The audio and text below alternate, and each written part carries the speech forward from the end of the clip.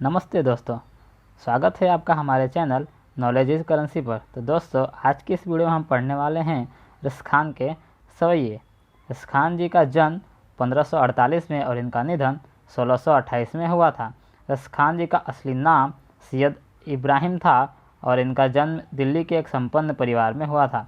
रसखान जी एक मुस्लिम और कृष्ण भक्त कवि थे और इन्होंने सुजान रसखान, प्रेम वाटिका और रसखान रचने वाली नामक प्रसिद्ध रचनाएं लिखी हैं।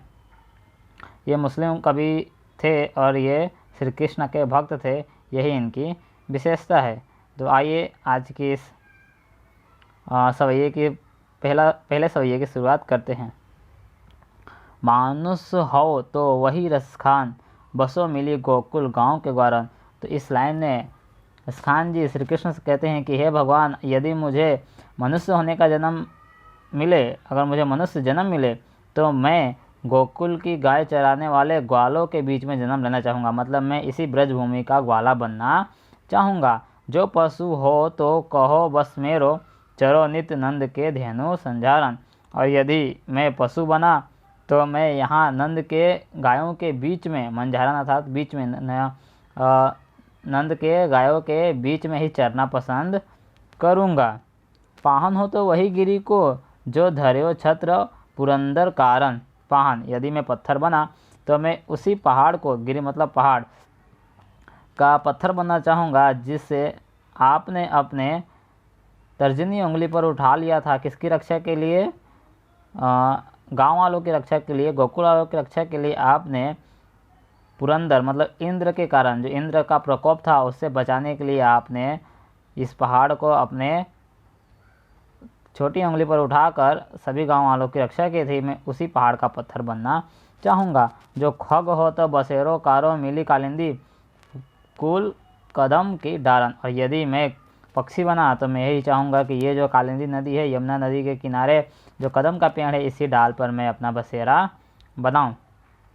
एक बार फिर से चार पंक्तियों का भावार्थ समझ लेते हैं कि यदि मैं मनुष्य बना तो मैं गोकुल का ग्वाला बनना पसंद करूँगा। यदि मैं पशु बना तो मैं नंद की गायों के बीच में चरना पसंद करूँगा। यदि पहाड़ बना तो ये गोवर्धन पहाड़ का जो पत्थर बनना पसंद करूँगा, जिसे आपने अपनी इंद्र के कारण आपने उस पहाड़ को अपनी उंगली पर उठाकर लोगों की रक्षा की थी।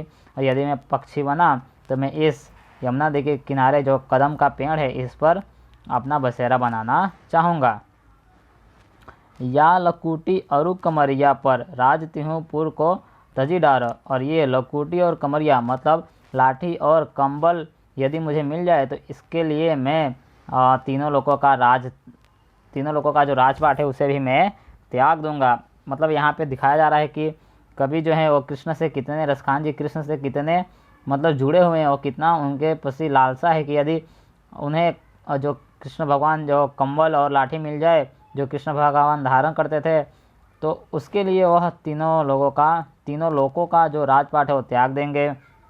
आठों सिद्धि नवों निधि का सुख, नंद की धेनु चराई विसर। और नंद की धेनु मतलब जो नंद की गायों को चराने के लिए उन्होंने क्या त्याग सकते हैं? आठों सिद्धि और नौ निधि। ऐसा माना जाता है कि कुबेर के नौ प्रकार के धन होते हैं, तो वो 9 प्रकार के धनों को और 8 सिद्धियों को क्या कर सकते हैं? त्याग सकते हैं। रसखान को इन अखियों से ब्रज के वन बाग तड़ाग निहार। और रसखान कब इन अखियों का उनकी लालसा है कि वह ब्रज के बाग देखे, ब्रज के बाग बगीचे और तड़ाग मतलब तालाब को देखे, ऐसी उनकी इच्छा है। कोटि कहूँ कल धौत के धाम, करील के कुंज ऊपर वारो।